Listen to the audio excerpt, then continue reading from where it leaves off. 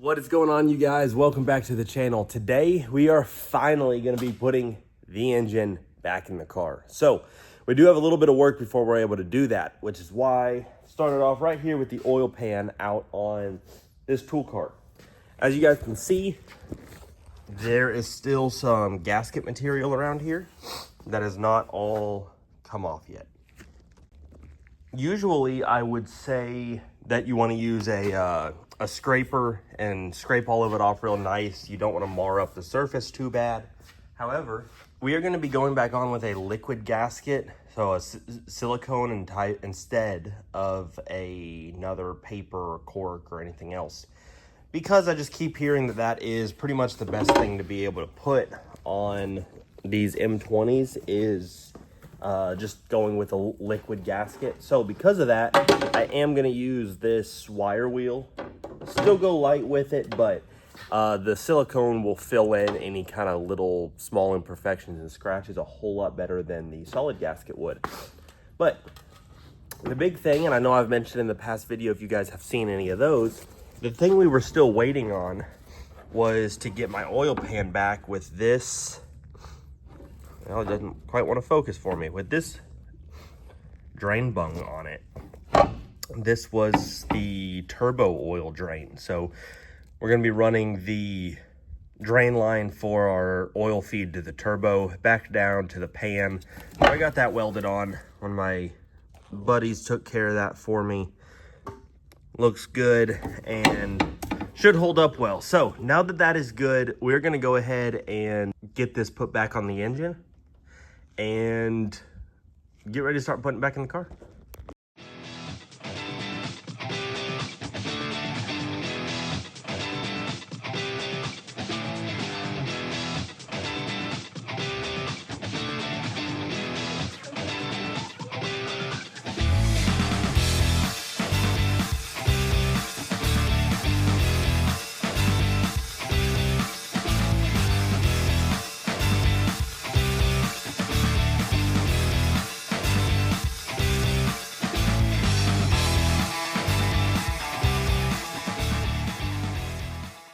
So we have just gotten the mating surfaces cleaned up. The oil pan is taken care of, as well as the block. So you guys did see I used the wire wheel on it.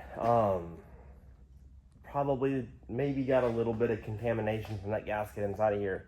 To be completely honest, this engine has been open for a long time. Is something I expect a little bit of trash to be inside of it. I know that's not ideal. However, I'm going to run the car. Once it's started, I'm gonna just cycle it for just 30-45 seconds, shut it back off, drain all the oil, hopefully be able to get as many contaminants out. And then even though it's already a used engine and everything's already broken in, I'll do kind of a break-in cycle, short break-in cycle, changing the oil probably in the first 100-200 miles, and then again 500 miles later or so. Just do a couple of real short cycles so that since the engine has been open, anything will hopefully get washed out of there pretty quickly. But this is all good. I have got, and I dropped the bottle of it. I've got this Permatex Ultra Black gasket maker. Payne has used this on his engine for his turbo M20, as well as Connor has used it on his engine. And as far as I know, both of them have had success with it. It's worked well for both of them. So this is going to be the same stuff that I'm going to use. It's good for oil pans and stuff. It's oil resistant. It's a pretty malleable silicone to be able to use. So we are going to be putting some of this on. We have got to put it down, finger tight everything, pretty much just line it up on the bottom of the block, set it there. I'll put probably 1 or 2 bolts in just to be able to keep it aligned, and then you got to wait about 30 minutes to an hour to then let it cure and set just enough that you don't push all the product out, and then you can go ahead and tighten it down some. So we're going to get right on that because I don't have a whole lot of time left here this morning, and I will see you guys here as soon as we're done. I've got all of the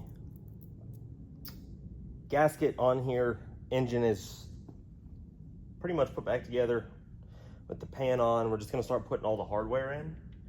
And for the time being, I can't crank it all the way down tight yet, like I mentioned, until I let it set just a little bit. But I do want to get started on this, start getting these ran in. And honestly, more than likely, I let it sit out a few minutes before I set it on here, just to kind of smooth all of it out the best I could, get it as even as possible. I'm starting a few of these out randomly throughout the pan to try to hit several different locations to hold it evenly, so that it doesn't have the opportunity to shift around anymore. Now that it's set in place, you don't want to disturb that that gasket more than necessary. So it is put together. I'm going to work on getting this stuff all threaded in finger tight. Let it wait just a few more minutes, and then it will be ready to be torqued down.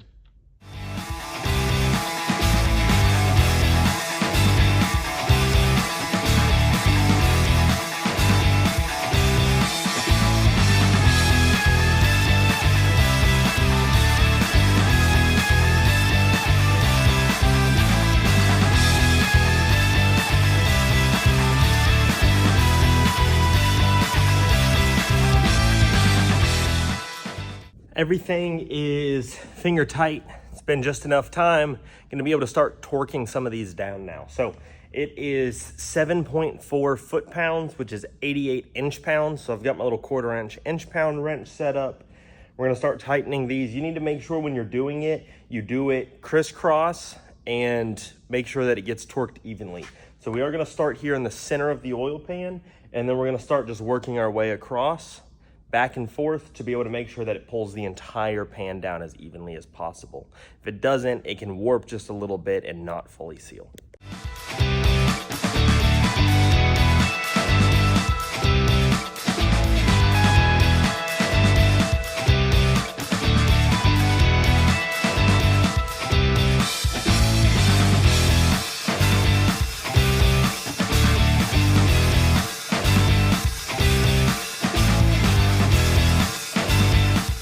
Everything is torqued back down. We have got the pan fully in place.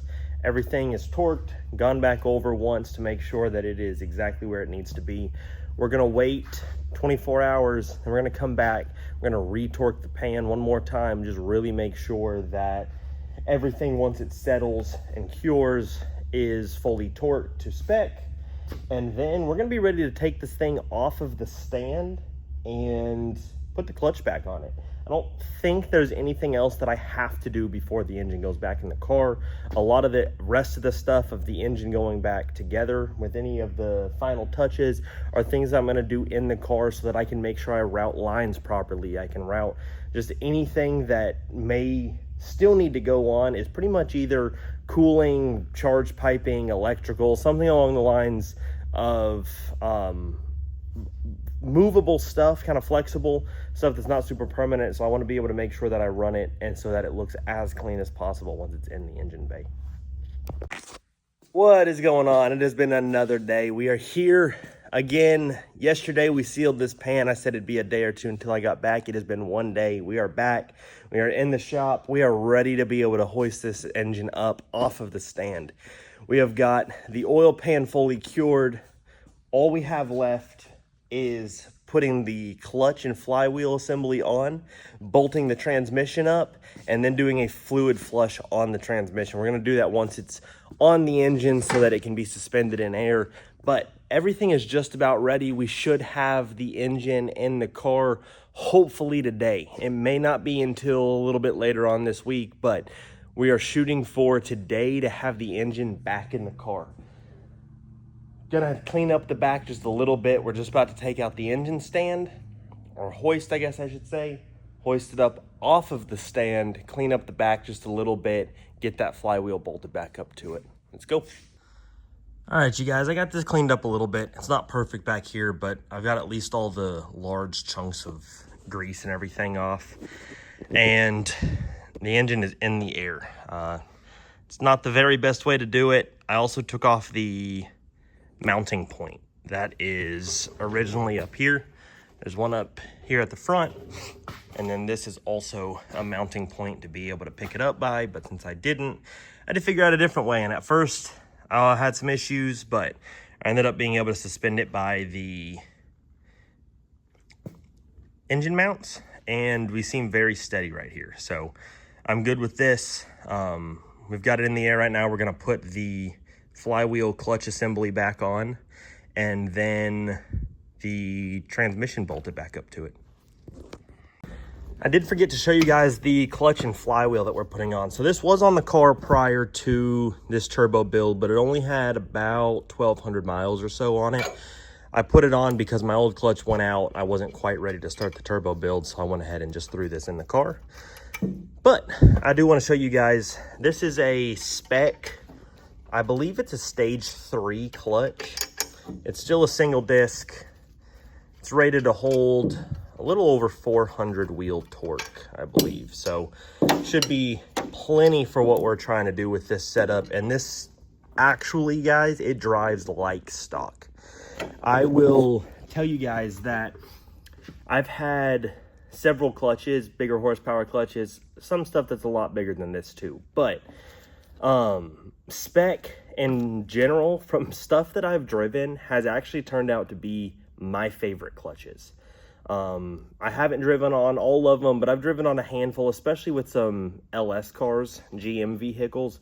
I've driven on a lot of the really popular clutches that GM makes, or people make for GM vehicles. And out of all of them, I drove a supercharged 5th gen Camaro with a spec clutch, twin disc, rated for about 1,000 or 1,200 torque.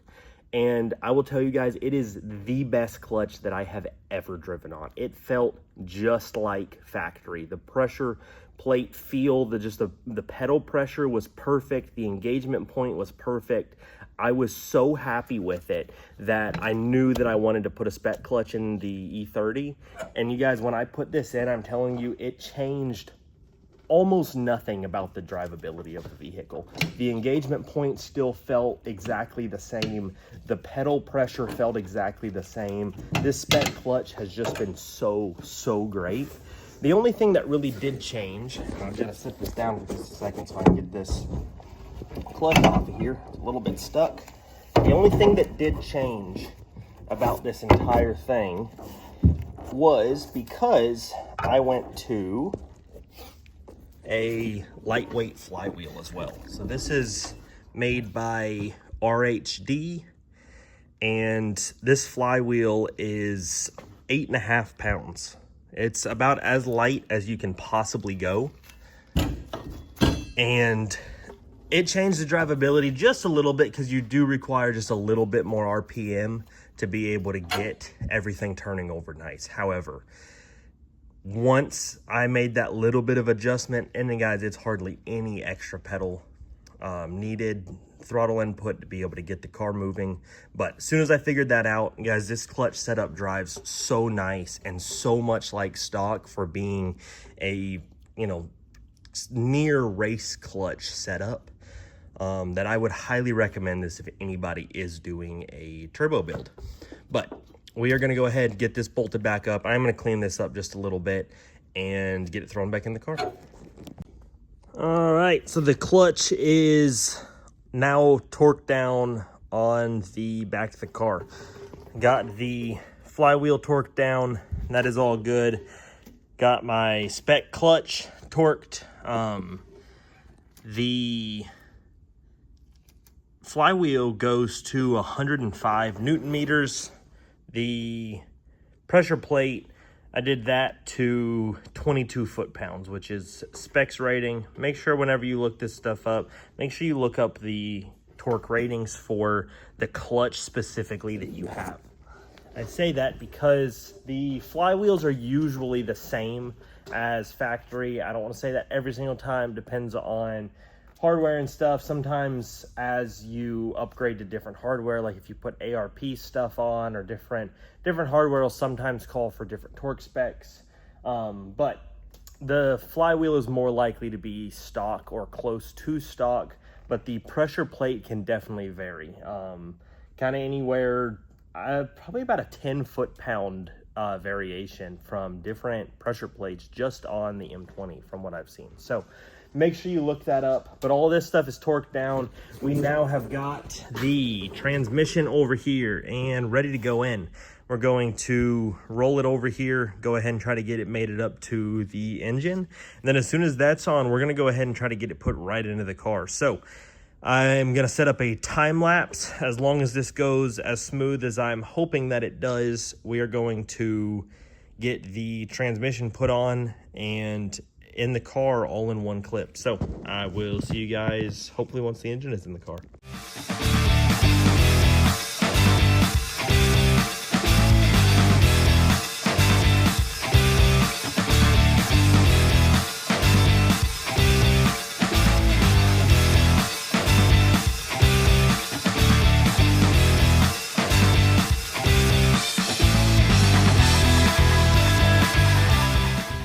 All right, you guys, we have got the engine fully in place. It is the next day. I finished this up, got everything put in, but was exhausted after that. You guys might have seen some of the issues just trying to get the transmission mated to the engine. Primarily, that was a big thing. Ended up having the clutch disc was a little bit off. Even though I used the clutch alignment tool, it was just the end of it was a little bit odd. Didn't line up quite right, so the transmission didn't want to mate with it. After I got the engine and transmission in the car, I ended up actually having to pull the transmission again, realign the clutch, and then put it back on. But it is good. It is in there. It is torqued down. Starter is in. So the engine, transmission are both mounted in place and are going to be solid, permanent in the car now. So I am thrilled to be able to have that happen. We're going to go ahead next and get the turbo and some of that piping mounted up. May not be the last time that it actually goes on and stays on, but I do want to get it put in place. I want to be able to start being able to mock up some of the wiring and everything. And there's a couple of pieces that may be a little bit different based on where some of this piping goes. So we're going to do that, be able to check it out, see what it looks like with the turbo actually sitting on it now that the engine is back in the car.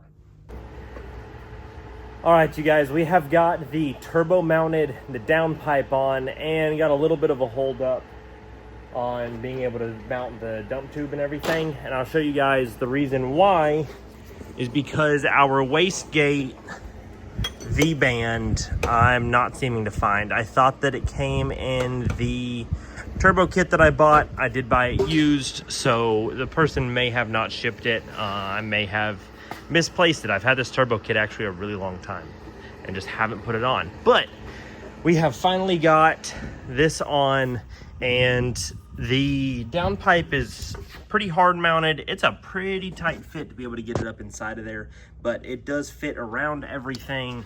I have got the exhaust housing and stuff just kind of loosely bolted in here so I can still rotate it, as well as the inlet for the turbo. So those things are a little bit loose as I'm kind of finishing up the final angles for it all. So I probably won't hard mount this until I'm actually doing the intercooler piping. But the turbo being mounted is just making this thing start to come together really quick. The more of these big components that I get on, really the closer that it looks to being a running vehicle again, and getting me really excited about this. I'm really happy with the decision to do this British Racing Green. I think with the turbo and the valve cover like that, that's really a cool pop of color in here. So I'm going to look around just a little bit more, make sure that I can't find the V-band. I've got a couple of pipes and stuff back here. Had a brand new blow-off valve that I thought had the clamps and stuff as well for the wastegate, but it does not. So I do have this turbo blanket. It is not, I don't think, any super high-end turbo blanket. I know Funk seems to make one of the best out there, so I may end up getting one of those, but for the time being, at least, I'll probably run this one since it came with the kit. It worked for the old guy. It's not completely falling apart, so I'll probably put that on just to have something on there. But It is starting to come together. This actually is probably going to be about everything that you guys see in this video. So we will wrap it up here. We will continue in the next video with a little bit more of the turbo kit mounting, as well as really trying to dig into the wiring setup. Really needing to finish up some of the electrical components in here, get some of this stuff mounted, run through the firewall. And we're going to do all the electrical before we start to mount any of this intercooler piping or anything. The more stuff that I add in here, the harder that it's going to be to just work in the engine bay. And I really want to be able to do as much of the electrical routing as possible. But I did want to make sure that all of this was in, because we do have our wideband off the back of the turbo. And that actually may be pretty much all the electrical up on this side of the bay. But I wanted to be able to run everything, loom it all together, make it look nice, and wanted to see all the electrical stuff kind of in one spot. So we are at this point. We will get back to that in the next video. If you guys like this video, don't forget to give it a thumbs up. If you guys are staying here to the end, I do appreciate it. Thank you guys. And I will get you guys in the next one. Bye.